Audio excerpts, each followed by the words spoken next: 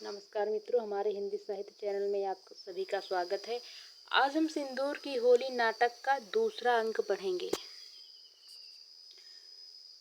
बंगले के बरामदे में आगे की ओर कुर्सियां रखी हैं। बीच में सामने की ओर एक आराम कुर्सी है। उसके दोनों बगलों से होकर 4 काठ की कुर्सियां वृत्ताकार रूप में रखी हुई हैं। संध्या हो रही है। मनोज शंकर बरामदे की बाईं ओर से गोल कमरे से निकलता है। सामने आकर बाहर की ओर देखता है। काशी सिल्क का कुर्ता और बंगाली तौर पर दाईं ओर से बाईं ओर को रेशमी चादर डाले है। धोती भी बंगाली ढंग की चुनकर नीचे की ओर लटकती हुई पहने है। पैर में पंजाबी जूता है। शरीर की गठन तो सुदृढ़ है, लेकिन उसकी आंखें नीचे की ओर धंस रही हैं, जिससे उसकी चिंता का पता चलता है। वहीं खड़ा खड़ा बांसुरी बजाने लगता है। भीतर की ओर से मनोरमा का प्रवेश। बरामदे में आकर मुझे भी सिखा दो। मनोज शंकर घूमकर, किस लिए? मनोरमा, जानते हो रात को मैं बहुत कम सो पाती हूँ। मनोज शंकर, लेकिन क्यों? मनोरमा, लेकिन क्यों? क्या? मनोज शंकर, मैंने तो कभी नहीं कहा कि तुम रात को ना सो। कहा है कभी? मनोरमा, मुझे नींद नहीं आती। गंभीर हो उठती है। मनोज शंकर, अच्छा तो फिर बांसुरी बजाने से नींद आएगी। नींद की दवा तो सुंदर रही। मनोरमा कहती है, नींद नहीं आएगी तो यूं हो समय तो सुख से बीतेगा। मनोज शंकर कहता है, लेकिन यह तो कैसे जानती हो कि बांसुरी बजाने में सुख होता है? मेरा तो स्वास्थ्य इसी में बिगड़ गया। डॉक्टर गए? फिर पूछता है, डॉक्टर गए? मनोरमा कहती है, अभी नहीं। मनोज शंकर पूछता है, क्या कर रहे हैं? मनोरमा कहती है, क्या कर रहे हैं? देह दबा रहे हैं। मनोज शंकर कहता है, देह दबा रहे हैं? मुस्कुराकर, तुम भी तो। मनोरमा, परिहास समझ रहे हो? चलकर देख लो। कभी सिर पर हाथ रखते हैं, कभी छाती पर, कभी बाह पर, कभी जांघ पर। मैं तो समझती हूँ कि वह खिलवाड़ कर रहे हैं। मनोज शंकर कहते हैं, वह उसके साथ खिलवाड़ कर रहे हैं और तुम मेरे साथ खिलवाड़ कर रही हो। मनोरमा धरती की ओर देखने लगती है। क्यों? इधर देखो। फिर मनोरमा कहती है गंभीर होकर, ठीक उसी तरह जिस तरह वे खिलवाड़ कर रहे हैं। फिर मनोज शंकर, नहीं, उसका खिलवाड़ घड़ी दो घड़ी, दिन दो दिन का है, लेकिन तुम्हारा तो शायद मेरे जीवन के साथ ही समाप्त होगा। उसका अंत तो मेरा अंत है ना। मनोरमा कहती है, अभी केवल 2 महीने हुए तुमने मुझे देखा है। जी। मनोज शंकर, तो बस 2 ही महीने से यह खिलवाड़ भी प्रारंभ कर रखा है तुमने। मनोरमा कहती है, मैंने? मनोज शंकर कहता है, हाँ तुमने। मनोरमा कहती है, यदि मैं सीधे शब्दों में कह दूं कि तुम झूठ कह रहे हो, तुम्हारे हृदय को चोट पहुंचेगा, लेकिन मैं यह चाहती नहीं। मैंने तुम्हारे साथ किसी तरह का खिलवाड़ नहीं किया है। मैं तुम्हें चाहती हूँ, तुम्हारे साथ एक प्रकार की आत्मीयता का अनुभव करती हूँ, लेकिन तुम जिस मोह में पड़ गए हो वह तो भयंकर है। मनोज शंकर कहता है, भयंकर है? मनोरमा कहती है, भयंकर है, भयंकर। चंद्रकला उस लड़के पर इतनी रिझ गई कि उसके लिए बीमार पड़ गई है। हम लोगों को अपने से महान होना है। मनोज, तुम्हारे साहब भी मुझसे प्रेम करने लगे हैं। गंभीर होकर, दशाश्वमेध घाट पर भिक्षुओं में एक एक टुकड़े के लिए द्वंद्व चल पड़ता है। वे सभी भूखे रहते हैं ज्ञान के लिए। वहाँ लेस मात्र भी जगह नहीं है। उसी भिक्षुओं की तरह हो गई है तुम्हारी यह पुरुष जाति। मनोज शंकर उसकी ओर उग्रित होकर देखने लगता है। इस तरह क्यों देख रहे हो तुम ही? कहो कुछ सोच कर। मैं विधवा हूँ। इस ज्वालामुखी को यदि मैं कुछ समय के लिए छिपा भी लूं, तब भी मैं किसकी बनूं? तुम्हारी या डिप्टी साहब की? जहां तक मेरी बात रही है, मैं तो उन्हें जी भर घृणा करना चाहती हूँ और तुम्हें जी भर प्रेम कर। अगर तुम मेरे प्रेम का अर्थ समझ सको, मुझे उसका अवसर दो। मैं तुम्हें अपना दूल्हा तो नहीं बना सकती, लेकिन प्रेमी बना लूंगी। कल मैं अवश्य चली जाऊंगी। इसका उत्तर तुम्हें आज देना होगा। मनोज शंकर कुछ कहना चाहता है। ठहरो, इसका उत्तर इतना आसान नहीं है कि तुम इसी क्षण दे सको। मनोज शंकर कहता है, चुटकी से उसकी भौं के घूमे हुए बाल पकड़कर खींच लूं इस बहजाए आत्मा का। मनोरमा कहती है, आंखें फोड़ने पर भी नहीं जी। अंधे से पूछो, लंगड़े और उनसे पूछो जिनका शरीर गल रहा है। आत्मा का रस तुम्हें उनके पास मिलेगा। घृणा ना रहे, बस प्रेम तुम्हारा है।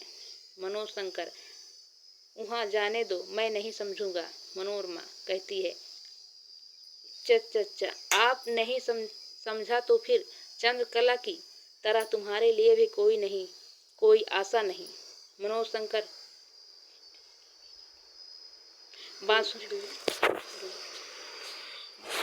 बांसुरी बजाने लगता है। मनोरमा थोड़ी देर तक उसकी ओर देखती रहती है। मनोज शंकर,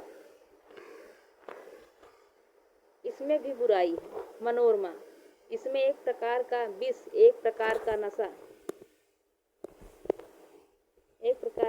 है। मनोज शंकर, मैं तो अब बिना इसके जी नहीं सकता। मनोरमा कहती है, विषाद का स्वर ना बजाकर आनंद का स्वर बजाया करो। सुई से लेकर जीना अच्छा नहीं है जी। मनोज शंकर कहता है, कहीं आनंद है भी या यूं ही। मनोरमा कहती है, कहाँ आनंद नहीं है। चित्त वित्त का निरोध योग है और यही आनंद है। जो चाहते हो वह ना चाहो, आनंद तुम्हारा है और तुम हो आनंद के। मनोज शंकर, मैं तो जीना भी नहीं चाहता। मनोरमा कहती है, तब मरना चाहते हो, यही ना। मरना ना चाहो, जीवन तुम्हारा है। मनोज शंकर, तुम्हें समझ लेना कठिन है। मनोरमा कहती है, डिप्टी साहब के लिए ही मैं समस्या हूँ और तुम्हारे लिए भी। मैं क्या करूँ, किसके लिए रोऊं?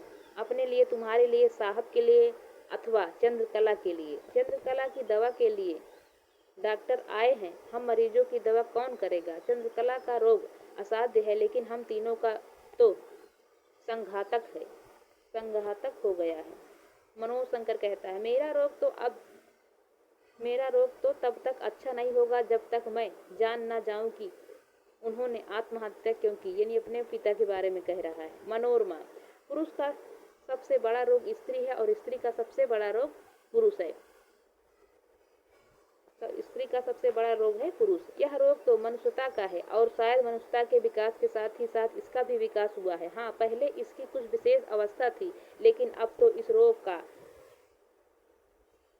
आक्रमण सभी अवस्थाओं में हो जाता है। इस निरंतर रोग के साथ ही साथ तुम्हारा एक और रोग है। मैं समझती हूँ कि मनोज शंकर कहते हैं, इस सब का मतलब यही है कि तुम मुझे अपने से दूर हटा देना चाहती हो। मनोरमा कहती है, मैं तो तुम्हारा हाथ पकड़कर संसार में उतर पड़ना चाहती हूँ। संसार के लिए एक नया आदर्श पैदा करना चाहती हूँ और तुम चाहते हो कि मैं अपने अंचल से तुम्हारा गला बांध दूं और अपने साथ ही तुम्हें भी ले डूबूं। अगर तुम सचमुच मेरे शरीर पर ही नहीं रिझ गए हो, तुमने मेरा हृदय, मेरी अंतरात्मा को समझ लिया है, तो हाथ बढ़ाओ। या लो, अपना हाथ बढ़ाती है। पकड़ो। मनोज शंकर मंत्र मुग्ध की तरह उसका हाथ पकड़ लेता है। तुम बांसुरी बजाओगे, मैं चित्र बनाऊंगी। कुछ सोचकर, मैं विधवा हूँ और तुमको भी विदुर होना होगा। और इस प्रकार हमारा सम्मिलन आज एक जीवन का नहीं, अनेक जीवन का हो गया। मनोज शंकर चिंतित होकर दूर पर आकाश की ओर देखने लगता है। मनोरमा उसका कंधा पकड़कर उसे जोर से हिला देती है। चिंता नहीं, हंस तो दो जीवन पर और जगत पर। मुरारी लाल का प्रवेश। मुरारी लाल बनावटी स्वर में, तुम लोगों ने तो यहाँ नाटक घर बना दिया है। मनोरमा कमरे के भीतर जाकर खड़ी हो जाती है। मुरारी लाल बरामदे में निकलकर आराम कुर्सी पर बैठते हैं।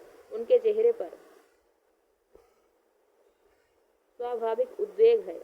मनोज शंकर, क्या कहा आपने? मुरारी लाल कहते हैं, यही कि तुम लोगों ने यहाँ नाटक घर बना लिया है। मनोज शंकर कहता है, शायद आप अभी नाटक देखकर आ रहे हैं, उसी भावना से आपको भ्रम हो गया है। फिर मुरारी लाल बोलते हैं, मैं नाटक देखकर आ रहा हूँ। मनोज शंकर कहता है रूखे स्वर में, संभवतः वहाँ और क्या था। मुरारीलाल, मैं नाटक देखकर आ रहा हूँ जी। चंद्रकला की धुक धुकी बंद हुआ चाहती है। मनोज शंकर हंसता हुआ, हाँ हाँ हाँ हाँ हाँ, आप भी तो रहते रहते सपना देखने लगते हैं। मुरारीलाल कहते हैं, इस बार तो तुमने जैसे शिक्षा और संस्कार सबसे असहयोग कर लिया है, तुम तो ऐसे नहीं थे। मनोज शंकर फिर कहता है, अभी मेरा विकास हो रहा है। मुरारीलाल कहता है, डॉक्टर साहब को पता नहीं चल रहा है, उनको संदेह है, कोई रोग का साफ लक्षण नहीं देख पड़ता। वे डर रहे हैं कहीं हृदय की गति न बंद हो जाए। तुम तो उसे देखने भी नहीं गए और वह। मनोज शंकर कहता है, मैं गया था, 10 मिनट से अधिक उसके पैताने खड़ा रहा। उसने एक बार मेरी ओर देखा, फिर सिर के ऊपर तकिया रखकर करवट लेट गई। मैं उसके इस व्यवहार को अपना अपमान क्यों समझूं? आत्मघाती पिता के पुत्र के लिए संसार में सम्मान कहाँ। गंभीर हो उठता। फिर मुरारीलाल बोलते हैं, कमरे की ओर घूमकर, तुम्हारे पति को मरे हुए कितने वर्ष हुए? मनोरमा कहती है, वहीं से मैंने उन्हें देखा नहीं था। विवाह की कोई भी स्मृति मेरे पास नहीं है। मुरारीलाल, हम सभी लोग दुखी हैं। मनोरमा, मुझे कोई दुख नहीं है। मुरारीलाल, तुम स्त्री होकर यह कह रही हो? मनोरमा, पुरुष तो वैधव्य का अनुभव कभी नहीं न करते, इसलिए यह बात स्त्री ही कह भी सकेगी। और दूसरे, मेरा जीवन पिता जी की चांदनी की तरह, हंस की तरह श्वेत दाढ़ी और मूछ की छाया में रंग और कलम के साथ बीता है। मुझे उस समय के किसी अभाव का अनुभव हुआ ही नहीं। जो मिला नहीं उसका चला जाना, उसका सुख क्या है और दुख क्या है? मुरारीलाल कहता है, कुछ सोचकर तुमने रजनीकांत का चित्र अपनी तबीयत से बनाया था। मनोरमा कहती है, रेखा चित्र तो मैंने स्वयं बना लिया। मेरा विचार था यहाँ से चले जाने पर इसमें रंग भरूंगी, लेकिन चंद्रकला ने मुझे बहुत मजबूर कर इसे पूरा करवाया है। मुरारीलाल, चंद्रकला ने मुझे उसके आहत होने का बड़ा दुख है। मेरा हृदय जानता है या भावना जानते हैं? मेरा हृदय जानता है या भगवान जानते हैं? मनोज शंकर, और उसी दुख में चंद्रकला बीमार पड़ी है। आप जानते हैं मैं मनुष्य की कमजोरियों का कितना निष्ठुर आलोचक हूँ, इसलिए मैं उसकी बीमारी को नाटक समझ रहा हूँ। मुरारीलाल बोलते हैं, लेकिन मैं तो समझता हूँ। एकाएक चुप हो जाता है। मनोज शंकर, आपने देखा नहीं, यहाँ जब उसकी लाश लाकर रखी गई, वह किस तरह उसकी ओर आकर देखने लगी और किस तरह मुंह में रुमाल डालकर भाग गई। यहाँ ठहरती तो रो पड़ती। मुरारीलाल कहते हैं, गहरी सांस लेकर, उसका हृदय बहुत कोमल है। मनोज उसका घाव देखकर घबरा उठी। उसी घबराहट में उसने तुम्हारा ख्याल नहीं किया। नहीं तो जिस दिन तुम्हारा पत्र मिला था उस दिन वह घबरा उठी थी।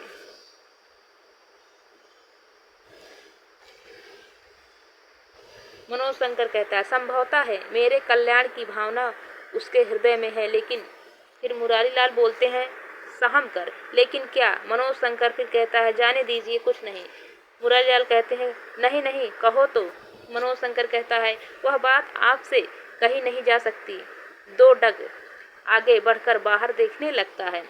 मुरारीलाल, लेकिन मैं तो उससे अधिक तुम्ही को असाधारण पा रहा हूँ। मनोरमा, डॉक्टर साहब को यहाँ तो भेजो। मनोरमा का प्रस्थान। मनोज शंकर, मैं असावधान हूँ। फिर मुरारीलाल बोलते हैं, हाँ, तुम अच्छी तरह जानते हो कि मेरी भविष्य की आशा क्या है। मैं तुम दोनों को किस रूप में देखना चाहता हूँ। मनोज शंकर कहता है, वह तो मैं जानता हूँ, लेकिन केवल आपके चाहने से वह पूरा तो नहीं हो जाएगा। हम दोनों एक दूसरे से कितनी दूर हैं, इसका ध्यान तो भी आपको रखना होगा। मुरारी लाल कहते हैं, लेकिन यह दूरी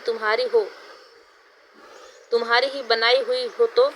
मनोज शंकर कहते हैं, नहीं, मैंने इस दूरी के लिए कोई ऐसा काम नहीं किया है, लेकिन मुझे इसका अधिकार भी तो है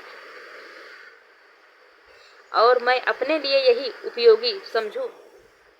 मुरारी लाल कहता है, तो इसे मैं अपना और तुम्हारा दोनों का दुर्भाग्य समझूंगा। अभी जो तुमने इस विधवा का हाथ पकड़ा था, इसका अर्थ क्या है? मैं भी कभी तुम्हारी अवस्था का था। इन चीजों को मैं खूब समझता हूँ।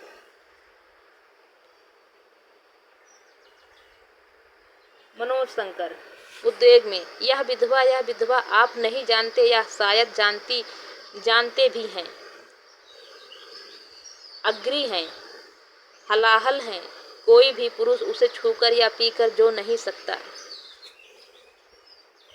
उसका हाथ मैंने इसलिए नहीं पकड़ा था कि मैं उसे स्त्री बनाऊंगा।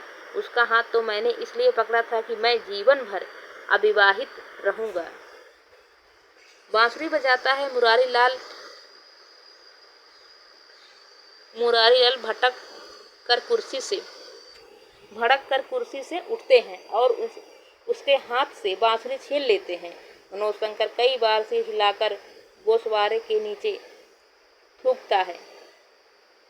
इतनी जल्दी क्या पड़ी थी? मुंह से खून आ गया।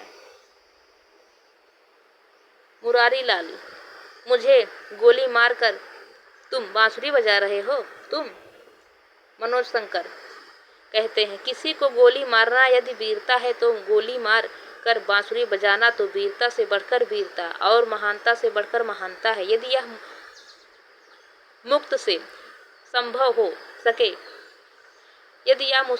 हो सके तब तो मैं समझूंगा कि मैं अपने से बड़ा हूँ, मनुष्य से बड़ा हूँ। मुरारी लाल, मनुष्य से बड़ा तो केवल देवता होता है। मनोज शंकर, हाँ, उस हालत में मैं केवल देवता हूँ। मुरारी लाल, यह व्यंग करना तुमने कहाँ से सीखा?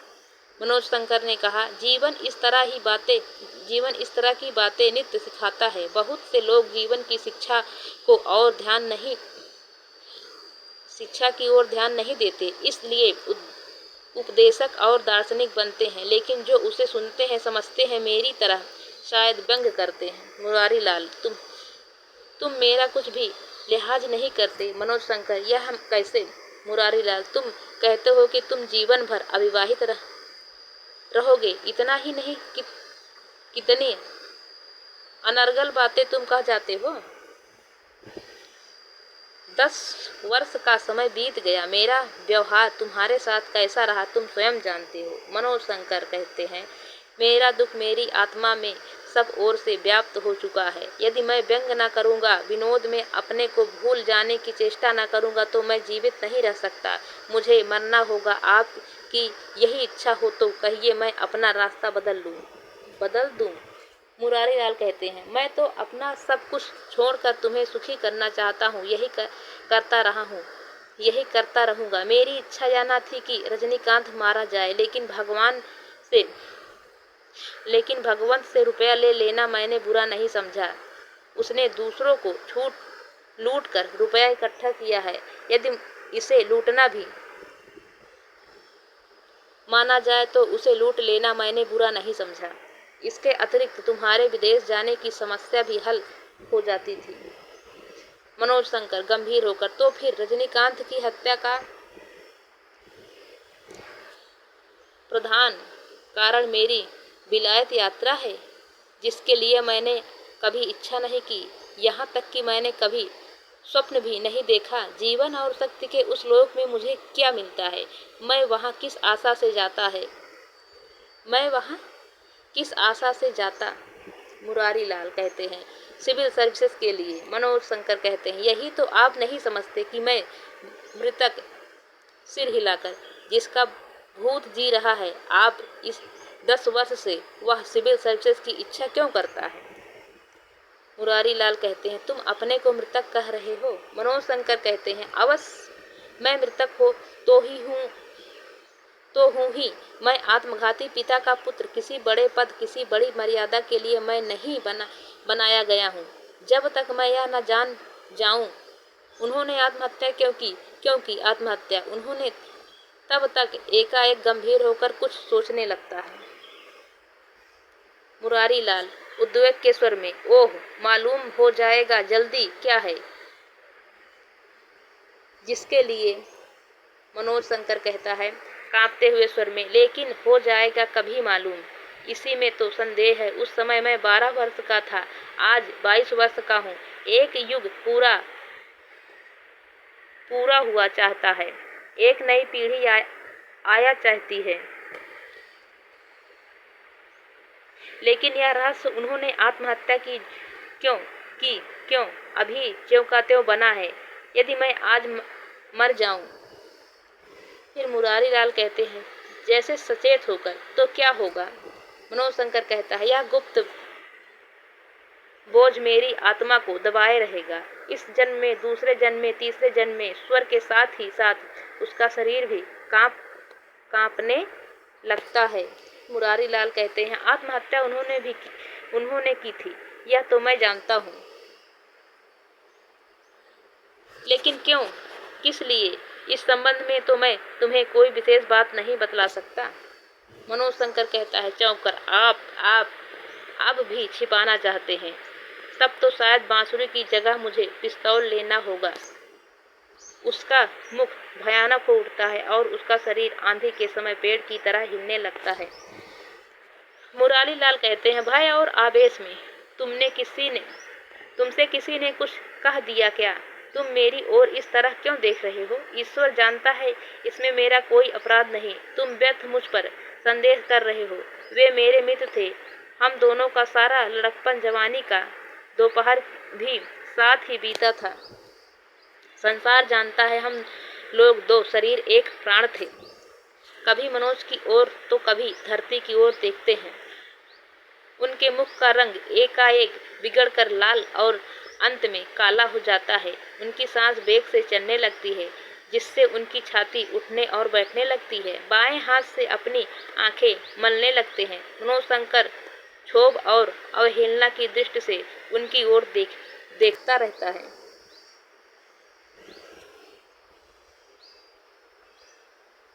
मनोज शंकर कड़े शब्द में कहते चलिए। मुरारीलाल कातर होकर, क्या कहूँ अब? मनोज शंकर, बस हो गया, अब कुछ कहना नहीं है। मुरारीलाल संभल कर, नहीं। मनोज शंकर ने कहा, उंगलियों को कड़ी कर बायां हाथ सिर पर रखता है। अंगूठे के नीचे उसका बायां कान इस तरह दबकर ऊपर को खिंच उठता है कि कान के नीचे का चमड़ा ऊपर को खिसकता हुआ सा मालूम होता है। दायां हाथ बार बार हिलाते हुए, सूत्र रूप में नहीं, व्याख्या रूप में। सूत्र का काल तो चला गया, अब तो व्याख्या काल है ना। घड़ी दो घड़ी की व्याख्या में 10 वर्ष के सूत्र साफ हो जाएंगे। उनका अर्थ व्यर्थ हो जाएगा। बस कहते चलिए। मुरारीलाल, तुमसे मुझे बड़ी आशा थी, इसीलिए उद्विग्न होकर उसकी ओर देखने लगता है। मनोज शंकर क्षुब्ध होकर, आपकी आशाएं वैसी ही रहें, कुछ और बढ़ जाएं। उसकी ओर तीव्र दृष्टि से देखकर सिर हिलाते हुए, मुझे इस योग्य बना दीजिए कि मैं आसानी के साथ आपकी आशाओं का बोध उठा सकूं। आप अपना उपकार कीजिए। चंद्रकला के मन में कोई जगह नहीं बना सकता, इसलिए नहीं कि मुझे में पुरुषत्व न था, या मुझ में वह कला व कौशल न था जिससे एक हजार चंद्रकला आंचल पसार कर भीख मांगती है। मेरे पास केवल एक वस्तु न थी। रजनीकांत की मुस्कान में जो जादू था, उसकी हंसी में जो कंपन, जो मस्ती थी, उसकी अबोध आंखों में, उसके अबोध हृदय का जो आशा पूर्ण प्रतिबिंब था, वह मेरे पास न था। मेरी शिक्षा, संस्कार, सब ओर से मेरा संयम और बड़प्पन बेकार साबित हुआ। मेरे मन में विषाद की आग जो जलती रही, इसलिए चंद्रकला के लिए मुझ में कोई आशा न रही। उसने देख लिया मुझ में जो कुछ था नीरस था। दूसरी ओर रजनीकांत एक सुंदर सपने की तरह बांसुरी हिलाकर एक अधूरी तान की तरह उसके सामने आया और क्षण भर में ही वह जीत गया। मैं हार गया, मैं पराजित होकर भी जी रहा हूँ। जीने का मतलब मेरा यहाँ रहना, इस वातावरण में मुस्काकर। स्त्री के लिए ज्ञान और विद्या का कोई मूल्य नहीं है। फिर मुस्काकर। प्लेटो के प्रजातंत्र में कवि को कोई स्थान नहीं दिया गया था। स्त्री के प्रेम तंत्र में बुद्धि और ज्ञान को कोई स्थान नहीं दिया गया है।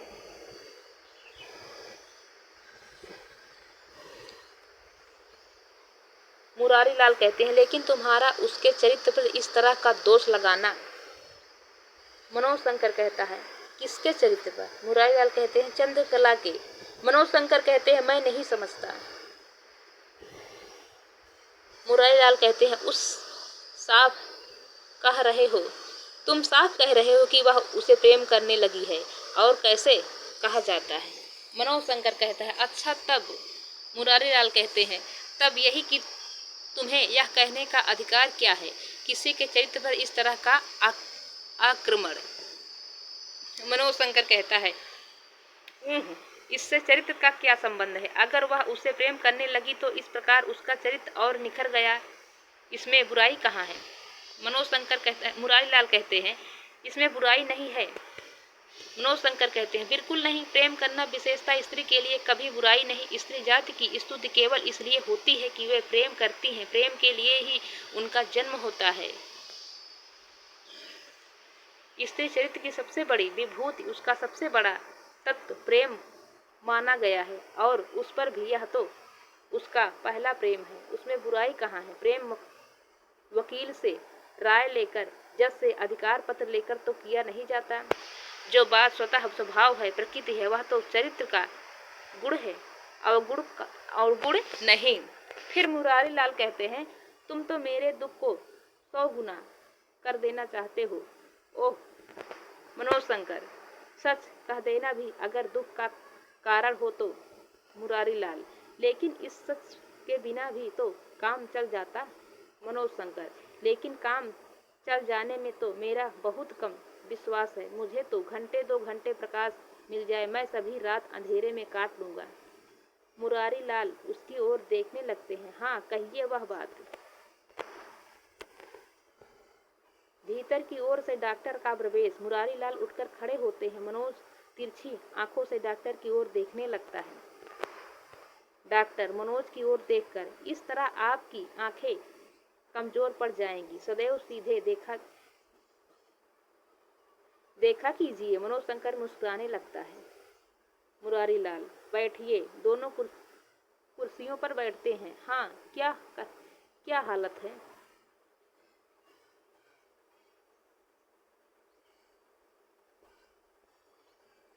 डॉक्टर, अभी निश्चित नहीं कह सकता। इतना कह सकता हूँ कि अभी तक कोई शारीरिक लक्षण चिंता नहीं पैदा करता।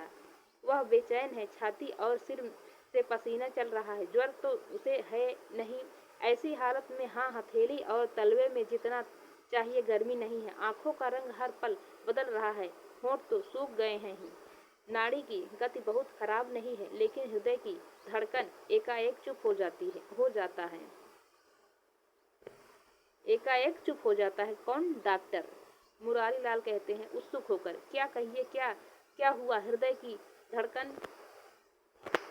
डॉक्टर कहता है, मैंने तो आपसे तभी कह दिया कि मुझे संदेह है, और कलाई की घड़ी देखकर इतनी देर की देखभाल के बाद भी मैं उसी निष्कर्ष पर पहुंचता हूं कि संभवतः हृदय की धड़कन बंद हो जाए।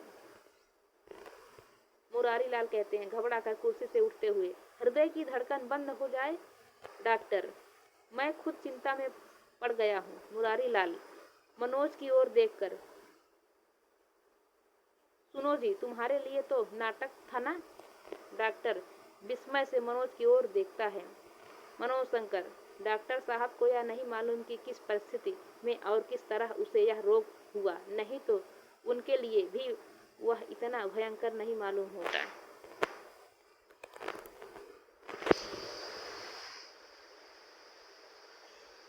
डॉक्टर मुरारी लाल से उसके नाड़ी जाल में रक्त को उत्तेजित करने के लिए दवा भरनी होगी। मनोज शंकर, किस तरह, सुई देकर? डॉक्टर, हाँ। मनोज शंकर, इसका मतलब कि अब आप उसके भीतर रोग पैदा करना चाहते हैं। अब तक रोग रहा या नहीं, लेकिन अब जरूर हो जाना चाहिए। लेकिन मैं तो नहीं चाहूँगा कि उसके शरीर में व्यर्थ के लिए पीड़ा पैदा की जाए। डॉक्टर मुस्कुराकर, अच्छा, बांसुरी हाथ में है। कवि और गायक भावुक जीव होते हैं। आप सुई देना कैसे बर्दाश्त कर सके, लेकिन मैं आपको विश्वास दिलाता हूँ कि उसकी चिंता मुझे आपसे कम नहीं है। अंतर केवल इतना है कि आप उसके शरीर को कष्ट नहीं देंगे, चाहे वह मर जाए।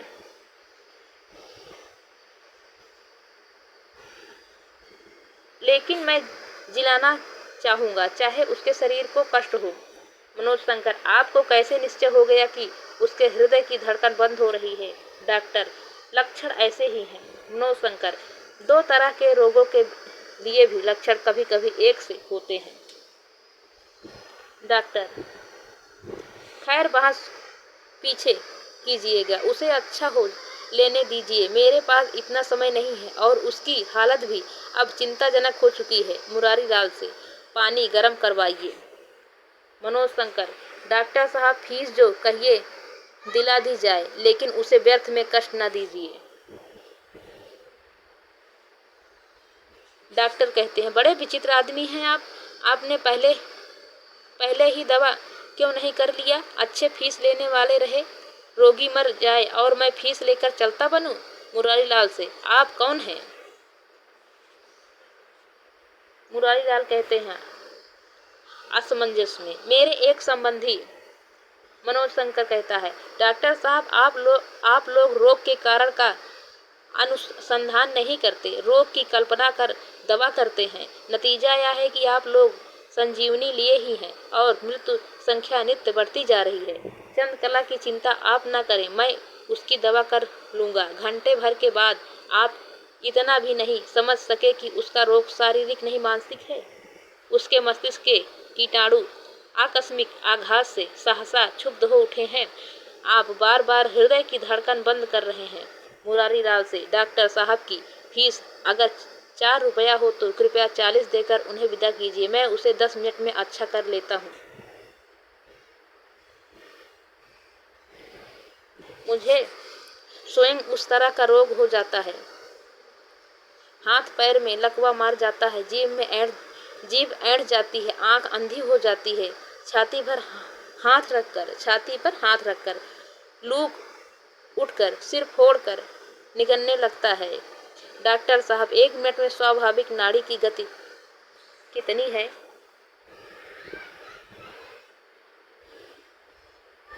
डॉक्टर रुखे स्वर में, 70 से लेकर 80-85 तक। मनोज शंकर, अधिक से अधिक कितनी है? डॉक्टर साहब, 130 तक मौत हो जाती है। मनोज शंकर, एक बार 1 मिनट में मेरी नाड़ी की गति 165 बार हो गई थी। मैं अभी जी रहा हूँ। डॉक्टर विस्मय से, और ताप कितना था? मनोज शंकर, बिल्कुल स्वाभाविक, 98 या उससे कुछ ऊपर। डॉक्टर साहब, मानसिक बीमारियों में आप लोग कुछ नहीं कर सकते। बुरा न मानिएगा, उस विषय की जानकारी आपकी अंग्रेजी प्रणाली में अभी बहुत कम है। आप लोग प्रत्येक बीमारी की शारीरिक दवा करते हैं और शरीर को ही उसका कारण समझते हैं, क्योंकि अधिकांश बीमारियां मानसिक विक्षोभ के कारण होती हैं। आपकी समझ में चंद्रकला के हृदय की धड़कन बंद हो रही है। मेरी समझ में एक आकस्मिक घटना के कारण उसके ज्ञान सिराओं में क्षोभ उत्पन्न हो गया है। आप यही रहिए, मैं उसे अभी टहलने के लिए शहर की ओर ले जा रहा हूँ।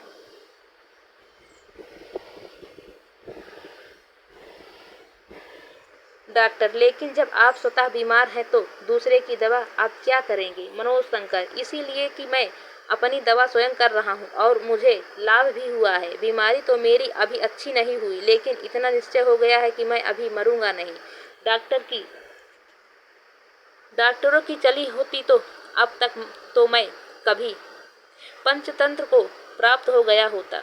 मनुष्य को स्वस्थ रहने के लिए जीवन बल उसके भीतर निरंतर काम करता है। हम लोग बीमार पड़ते हैं मरने के लिए नहीं बल्कि स्वस्थ होने के लिए। प्रकृति ने तो बीमारी के साथ जीवन का संबंध जोड़ा था, लेकिन आप लोग उसके साथ मृत्यु का संबंध जोड़ देते हैं और इसी में सब कुछ बिगड़ जाता है।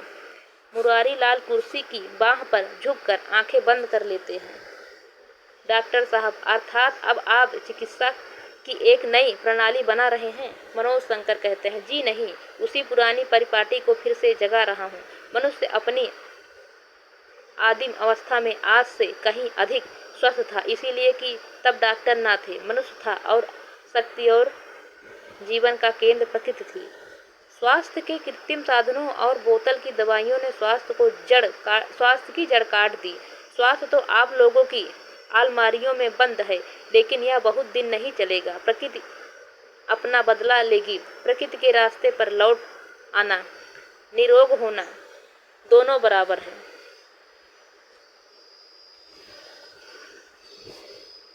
सिंदूर की होली। डॉक्टर, आपका आदर्श वही आदिम मनुष्य है जो असभ्य था, नंगा रहता था। मनोज शंकर, आप अपने कपड़े में भूल गए हैं।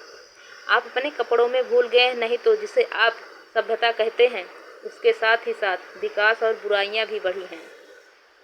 डॉक्टर, मैं समझता हूँ आप बहस करना जानते हैं। मुरारी लाल से, आपने क्या निश्चय किया है? मुरारी लाल जैसे नींद से उठकर, मैं कुछ नहीं समझ पाता, मुझे कुछ भी नहीं सूझता। डॉक्टर साहब, आपके पास इच्छा शक्ति नहीं है। शब्दों का भ्रम जो पैदा कर सके आप उसी में भूल जाते हैं अपने को। फिर मुरारी लाल कहते हैं, जी हाँ, आप ठीक कह रहे हैं। जैसे मैं अपने साथ अन्याय कर रहा हूँ। ना तो मेरी कोई अपना जीवन है और ना अपना आदर्श। अदालत के काम से भी चित्त घबरा रहा है। मनोज शंकर कुछ सोचकर, कुछ नहीं डॉक्टर साहब, चंद्रकला इस समय टहलने जा सकती है या नहीं? डॉक्टर, मैं तो नहीं समझता वह पलंग से उठ भी सकती है। मनोज शंकर, हाँ हाँ हाँ हाँ हंसते हुए, कृपा कर आप लोग बाईं ओर के गोल कमरे की ओर दिखलाकर आप लोग उस कमरे में चले जाइए, मैं उसे लेकर घूमने निकल जाऊं तो? डॉक्टर साहब, क्यों? मनोज शंकर, यह आप नहीं समझेंगे। उसे दवा की नहीं, सहानुभूति और एकांत की जरूरत है। संभवता है आप लोगों को यहाँ देखकर उसके मन में फिर क्षोभ पैदा हो जाए। चुपचाप चले जाइए उस कमरे में, मुझे भी प्रयोग कर लेने दीजिए। यहाँ देहातों में अधिकांश रोग पूजा पाठ और तंत्र मन से अच्छे किए जाते हैं। इन चीज़ों का प्रभाव सीधा मस्तिष्क पर होता है। रोगी की इच्छा शक्ति जाग जाती है और प्रकृति की शक्तियों को काम करने का अवसर मिलता है। प्रभाव के साथ उठिए, चलिए आप लोग उस कमरे में। मुरारी लाल डॉक्टर का हाथ पकड़कर उठते हैं और नीचे उतरकर दूसरी ओर निकल जाते हैं। मनोज शंकर भीतर चला जाता है। हरनंदन सिंह बरामदे के सामने नीचे सहन पर आकर खड़ा होता है। इधर उधर चारों ओर सिर घुमाकर देखता है, फिर निकल जाता है। मनोज शंकर, बंगले के भीतरी भाग से तुम्हारा संदेह व्यर्थ है। कह तो रहा हूँ कोई नहीं है। डॉक्टर साहब तो सुई देने का प्रबंध कर रहे थे, लेकिन मैं यह स्वीकार न कर सका। तुम्हारे बाबूजी कलेक्टर साहब के बंगले पर गए हैं। डॉक्टर साहब क्यों बैठे रहेंगे? वह भी चले गए। तभी थोड़ी देर सन्नाटा रहता है। मनोज शंकर बीच वाले कमरे में आकर खड़ा होता है और स्वर के साथ बांसुरी बजाने लगता है।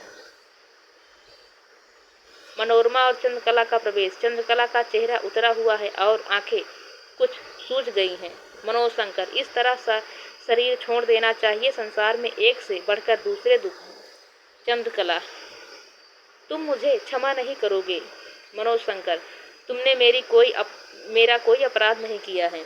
चंद्रकला धीमे स्वर में, मैं तुम्हें पहचान ना सकी। मनोज शंकर, लेकिन मुझे उसकी कोई शिकायत नहीं है जो कभी मुझ में थी। चलो आज नदी की ओर चलें घूमने। हमारे विरोध आज सदैव के लिए मिट जाएं। चंद्रकला, कैसे विरोध? विस्मय से उसकी ओर देखती है। मनोज शंकर, जो साधारणता प्रकट तो कभी नहीं हुए, लेकिन जो हम दोनों की आत्मा में व्याप्त हो चुके थे और जिनके कारण हम लोग आज सदैव के लिए चंद्रकला निराश होकर उसकी ओर देखती है। मनोज शंकर अपना हाथ उसके कंधे पर रख देता है। तुम्हारी आंखों में अभी संदेह है, उसे मिटा डालो, निकाल डालो, उसे अभी कहा नहीं जा सकता। तुम्हें कितना साहस और धीरज से काम लेना पड़ेगा। उसे एक हल्का धक्का देकर जाओ, कपड़े बदल आओ, शाम हो रही है, देर ना हो। इस प्रकार क्यों देख रही हो? घड़ी दो घड़ी नहीं, दिन दो दिन नहीं, अगर इसी तरह खड़े होकर हम लोग जीवन भर कहते सुनते चले तब भी वह अंतर नहीं मिट सकता। वह तो स्वभाव और प्रकृति का अंतर है, हमारे जीवन का आधार है। चंद्रकला का प्रस्थान। मनोरमा इस समय कमरे के उस ओर की दीवार पर उंगली से रेखाएं खींच रही है। दीवार पर भी चित्र बनेंगे क्या? मनोरमा उसकी ओर घूमकर, बन सकते हैं। यह इतना महान चित्र जिसे हम संसार कहते हैं, शून्य के आधार पर बना है। लेकिन मैं तो अब चित्र नहीं बनाऊंगी, वही चित्र मेरा अंतिम। मनोज शंकर कहता है, रजनीकांत का? मनोरमा कहती है, हाँ। गंभीर होकर मुझे कुछ सोचने लगती है। मनोज शंकर कहता है, क्या सोच रही हो? मनोरमा कहती है, यही कि पुरुष के लिए प्रायश्चित करना पड़ता है। स्त्री जीवन सबसे सुंदर और सबसे कठोर सत्य यही है। स्त्री इसीलिए दुखी है और पुरुष इसी को स्त्री का अधिकार समझता है, और इसीलिए पुरुष और स्त्री के अधिकारों की अलग अलग पैमाइश हो रही है, अलग अलग नक्शे बनाए जा रहे हैं। लेकिन यहाँ तो वे मिल जाएंगे। समस्या का एक और पहलू निकल आएगा। मनोज शंकर, तुम अपनी बात कहो। मनोरमा, मैं तो कल ऋषिकेश के लिए चल पड़ूंगी। मनोज शंकर कहता है, अब किस लिए? मनोरमा कहती है विस्मय में, कोई नई बात तो नहीं हुई जी? मनोज शंकर कहता है, नई बात नहीं हुई। उसकी ओर ध्यान से देखने लगता है। मनोरमा कहती है, नहीं तो केवल अपने को भूल जाने के लिए मैंने अब तक रंग और कलम से खिलवाड़ किया है, लेकिन मैं देखती हूँ कि मेरा हृदय धनी हुआ जा रहा है। इतना धन मेरे किस काम आएगा? इसलिए मुझे इसे निचोड़कर सूखा डालना है। रंगों की पिटारी गंगा में फेंक कर माला लेने में कल्याण है। अगर मैं अपने हाथ न्याय करूं तो मुझे स्वीकार करना पड़ेगा कि अपने निर्जीव चित्र के लिए मैं सदैव जीवन की कामना करती रही। उसके साथ मुझे एक प्रकार का सुख और सहवास मिला है, लेकिन मुझे इसका अधिकार कहाँ था? मैं अपनी आत्मा बेचती रही हूँ, जो मैं पहले ही बेच चुकी थी, और पूरा मूल्य भी ले लिया था। मनोज शंकर कहता है, तुम तो कविता और दर्शन कह गई। मनोज शंकर कहता है, आर्य विधवा से बढ़कर कविता और दर्शन कहीं नहीं मिलेगा। मनोज शंकर कहता है, युग बदल गया है, समाज अपना कलंक मिटा रहा है, अब विधवाएं न रहेंगी। मनोरमा कहती है विस्मय से, वैधव्य मिट जाएगा। मनोज शंकर कहता है, क्यों? विधवा विवाह से? मनोरमा कहती है, झूठ है झूठ।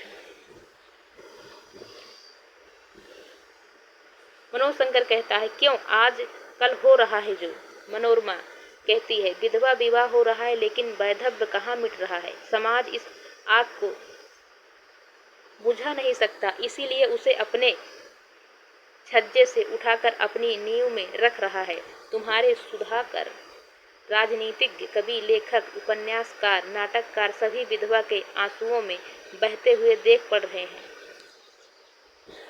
अपनी विशेषता मिटाकर संसार के साथ चलना चाहते हैं। वैधव्य तो मिटेगा नहीं, तलाक का आगमन होगा। अभी तक तो केवल वैधव्य की समस्या थी, अब तलाक की समस्या भी आ रही है। तुम्हारे कहानी लेखक इस समस्या को कला का आधार बना रहे हैं और इस प्रकार संयम और शासन को निकालकर प्रवृत्तियों की बागडोर ढीली कर रहे हैं। उसका उद्देश्य अधिक से अधिक उपभोग है और इसी को वे अधिक से अधिक सुख समझ रहे हैं, लेकिन उपभोग सुख है।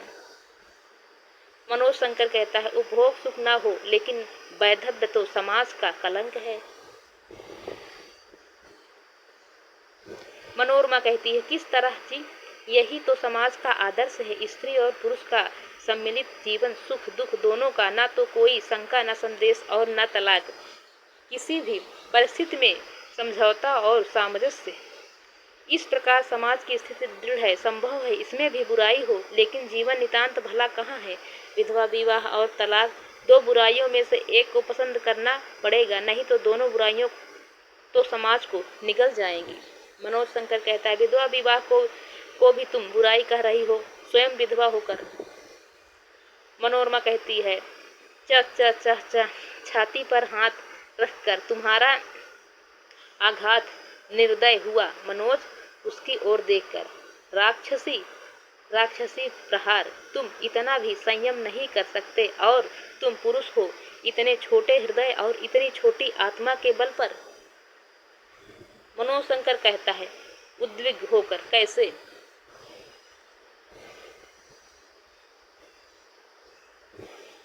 मनोरमा कहती है, तुम मुझे उत्तेजित कर रहे हो। मैं विधवा हूँ, इसलिए मैं विधवा विवाह के पक्ष में वोट दूँ, यही ना? उसकी ओर ध्यान से देखते हुए, लेकिन मैं यह ना करूँगी। विधवाओं के उद्धार के नाम पर यह आंदोलन पुरुषों ने उठाया है, अपने उद्धार के लिए नहीं। किसी प्रकृति विधवा से पूछो तो अभी तक पुरुषों के विषैले वातावरण में न आई हो। देखो उसकी दृष्टि पृथ्वी में गड़ जाती है या नहीं। तुम्हारी समझ में विधवाएं समाज के लिए कलंक हैं। मैं समझती हूँ समाज की चेतना के लिए विधवाओं का होना आवश्यक है। तुम जीवन का, विशेषता स्त्री के जीवन का दूसरा पहलू भी समझते हो, देखते हो। उसके भीतर संकल्प है, साधना है, त्याग और तपस्या है। यही विधवा का आदर्श है, और यह आदर्श तुम्हारे समाज के लिए गौरव की चीज है। तुमने इसे कलंक कह दिया कुछ सोचकर। जितनी कोशिश इस आदर्श को मार डालने के लिए हो रही है, अगर उतनी ही कोशिश इसे जीवित रहने के लिए होती तो तुम्हारा समाज और परिवार आज दूसरी चीज होता। मनोज शंकर कहता है, तो अब मैं क्या समझूं? मनोरमा कहती है, जो समझो। मनोज शंकर कहता है, इसका अर्थ यह है कि उसकी ओर देखने लगता है। मनोरमा कहती है, कहते क्यों नहीं? मनोज शंकर कहता है, तो उस समय सचमुच नाटक हो रहा था। मनोरमा कहती है कुछ सोचकर, ओह तुम अभी उसी भ्रम में पड़े हो। मनोज शंकर कहता है, मैंने तो समझा कि। मनोरमा भी कहती है, तुमने मेरा हाथ पकड़ा था किसी आशा से। मनोज शंकर कहता है, मैंने समझा था अविवाहित रहकर तुम्हारे साथ रहूंगा। मनोरमा कहती है, लेकिन उसमें कोई ऐसी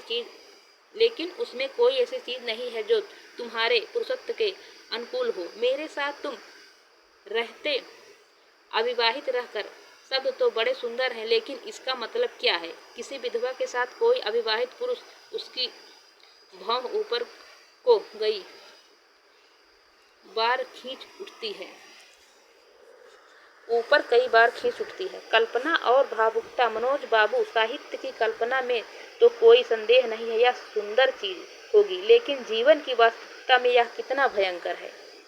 उद्विग्न होकर, मुझे भी कुछ करना चाहिए, मैं क्या करूं? मनोरमा, पुरुष हो, तुम्हारी अवस्था भी मुझसे अधिक है, शिक्षा भी तुम्हारी ऊंची मिली है, तुम हर तरह से मुझसे योग्य हो। मुझसे क्यों पूछ रहे हो? मेरे सामने तुम्हारा यह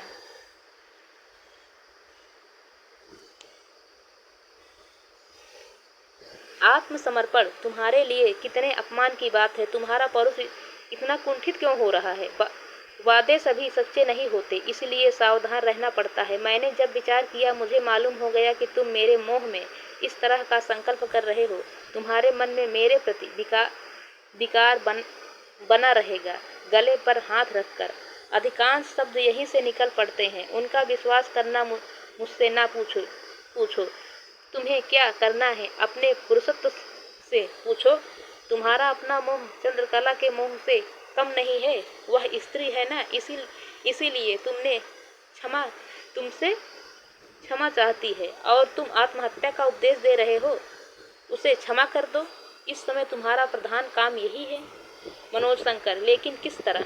मनोरमा कहती है, पहले यह स्वीकार कर लो कि तुम भी मोह में हो और वह भी मोह में है। न तुम उससे अच्छे हो और न वह तुमसे बुरी है। मनोज शंकर गंभीर होकर सोचने लगता है। वह अपना मोह छिपा नहीं सकी। ऐसा अनुमान करना कि वह रजनीकांत को अपने पुरुष के रूप में प्रेम करने लगी है, ठीक नहीं है। उसके हृदय पर उसकी हंसी और सरलता, साथ ही साथ उसके सुंदर शरीर का मोहक प्रभाव पड़ा था, जो समय के साथ ही साथ स्वयं मिट भी जाता। लेकिन उसका घायल हो जाना, और वह भी संघातक रूप में, जिसमें बहुत कुछ दोष उसके पैदा करने वाले मुरारी लाल महाशय का है। यह सब मिलकर पहाड़ है। यह सब मिलकर पहाड़ हो उठा। वह संभाल नहीं सकी। बहुत कुछ बुराई तो मेरे चित्त से हुई। शिव ने जैसे विष पचा लिया, उसी तरह तुम भी इस बुराई को पचा लो। इससे तुम्हारा पुरुषत्व दमन उठेगा। मालूम होता है कि आ रही है। रास्ते में यह सब हो जाए, तुम लोग लौटो नहीं नए जीवन और नई आशा के साथ। मनोज शंकर चुपचाप उसकी ओर देखने लगता है। चंद्रकला 2 कदम बढ़कर रुक जाती है। मनोज शंकर घूमकर उसकी ओर देखता है। मनोज शंकर उखड़ते हुए शब्दों में, चलो अब कब की आई हो, आओ चलें। आगे बढ़कर उसका हाथ पकड़ लेता है। दोनों उसी तरह हाथ पकड़े हुए बंगले के बाहर निकल जाते हैं। मुरारी लाल का प्रवेश। मुरारी लाल, तुम्हारा यहाँ आना मंगल हुआ। मैं अब बच जाऊंगा। मनोरमा, क्या है?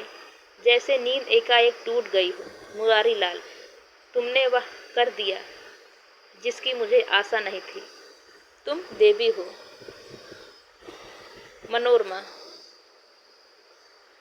आपने कुछ सुन लिया क्या? मुरारी लाल, कुछ नहीं, सब सुना है। 10 वर्ष की आग शायद अब बुझेगी। तुम्हारा असली रूप मैंने आज देखा है। मनोरमा, मैं अपनी प्रशंसा नहीं चाहती। मुझसे जिस किसी का जो उपकार हो जाए, विधवा जीवन तो केवल सेवा और उपकार का है। तुम सचमुच देवी हो। मनोरमा क्षुब्ध होकर चुप भी रहिए। इस प्रकार के विशेषण बहुत कुछ उपहास के लिए मैं पूरी तरह से विधवा भी स्त्री बन सकूं, जो हूँ वह हो सकूं, यही बहुत है। मुरारी लाल कहते हैं, कल जाना तुम्हारा निश्चय रहा। कुछ और रुक जाओ, तुम्हारी मदद से शायद ये एक बार मैं। मनोरमा कहती है, जी नहीं, इस प्रकार मेरी शक्ति चली जाएगी। हमारी सेवा जब होने को होगी हो जाएगी। मनोरमा का प्रस्थान। मुरारी लाल बाहर बरामदे में कुर्सी पर आकर बैठते हैं। माहिर अली का प्रवेश। मुरारी लाल, क्या हाल है जी? माहिर अली, शायद बच जाए। सिर पर हाथ रखकर, यही एक घाव 3 इंच लंबा और आधे इंच चौड़ा है। उन सब ने तो चाहा था जान से मार डालना। 24 निशान लाठी के कुल हैं।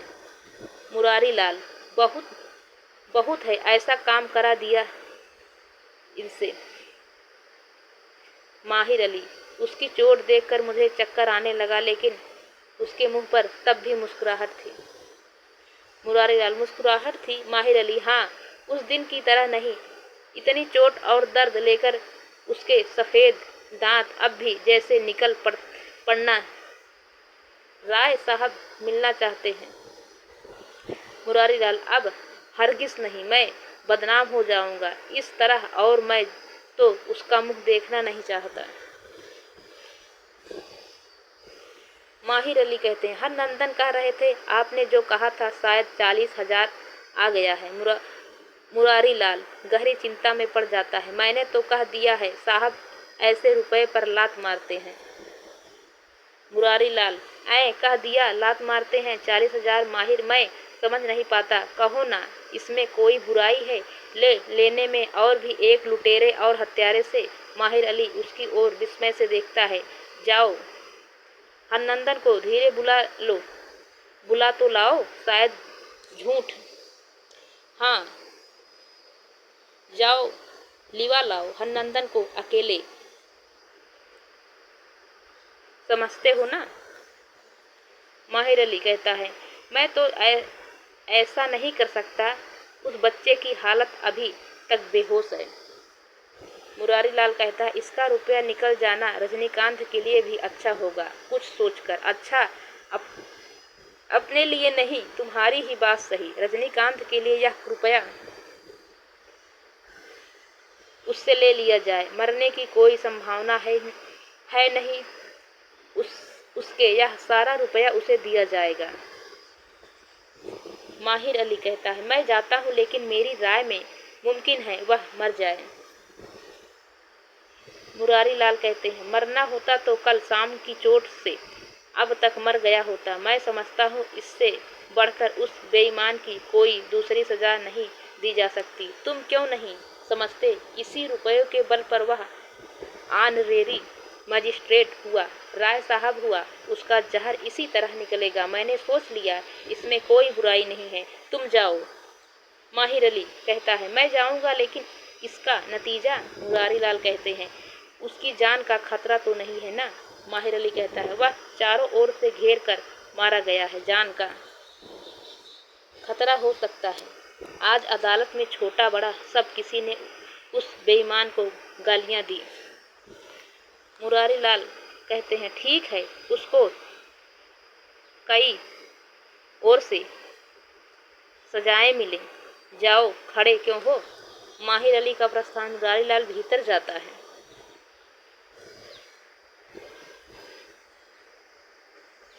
फिर यहाँ से तीसरा अंक शुरू होता है, दूसरा अंक समाप्त हो जाता है। आज बस यही तक, कल तीसरा अंक पढ़ेंगे। तब तक के लिए आप सभी से हमारा नमस्कार है। अगर हमारा चैनल अच्छा लगे तो हमारे चैनल को लाइक एंड सब्सक्राइब करिए। कल तीसरा अंक पढ़ेंगे इस नाटक का।